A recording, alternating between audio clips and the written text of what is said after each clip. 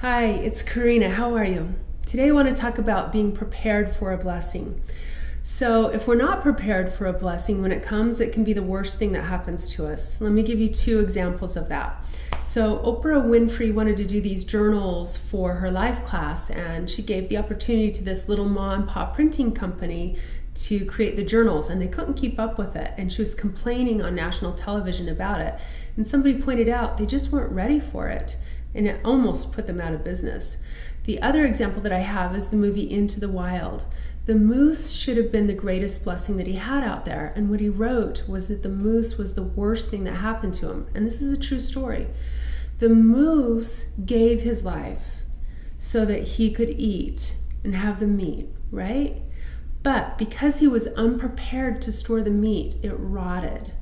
And so the fact that the moose gave his life and he was right there and he could have had it all, but he was unprepared for taking care of it, it ended up being the worst thing that happened to him, being that close to it and not being able to have a container for it. So in our lives, how does this show up? Well, we don't prepare for a 5K race on the day of the race, right? So what we can end up doing is being in the energy that we think we're going to end up feeling when the event happens for us. So if we're looking for a relationship, already be in the energy that you think you'll be in once the relationship is here.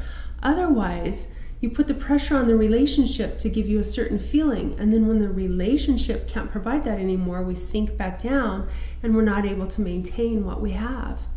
Or let's say we want to have a new career or a new way of being in the world and feeling really powerful. We can't wait for something outside of us to happen in order for us to feel powerful. Otherwise, when that event or that thing or that money or career go away, then we end up losing that sense of power that we're looking for. We start with feeling powerful inside first. We start feeling deserving and worthy first without having to tell everybody about it, but just authentically feeling it from the inside out. And then when that event or that career or that money comes, we'll be able to handle it. I hope that helps. Thanks.